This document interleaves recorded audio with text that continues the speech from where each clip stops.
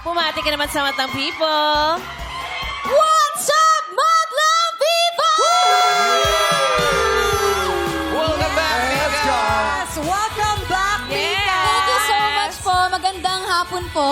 We love the energy at yung kinanta mo ay Yes. kasalanan. Hoy, pagdating sa pag-ibig, meron ka bang naaalala na kasalanan na ginawa mo pero pinatawad mo din? Yung sarili mo? Sa pagmamahal, siguro, sobra akong nagmahal na kalimutan kong tirhan yung sarili ko. Yun ang kasalanan ko sa sarili ko na hindi ko nagagawin. Dapat magtira ka lagi para sa sarili. Yes!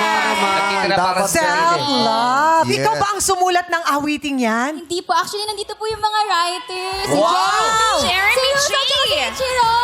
Jeremy Napakagaling G. po.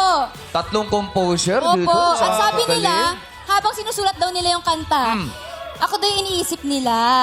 Dahil nga kasalanan, na hindi ka, yung mga past mistakes mo, hindi ka dinedefine. Yes! Alam mo, singer talaga to si Mika eh. Yung Alam mo paano malalaman? Malalaman. Nasa microphone. May sarili siyang Ang ganda!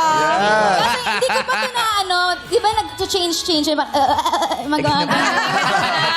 may effect. wala pa siyang effect na ganun. Wala pa. Eh. Jeremy, paano ba yun? Pero Abangan namin napakaganda. yun, ay, Oo, pag may, maganda. next time. Next time. Oo, napakaganda ng awitin na yan.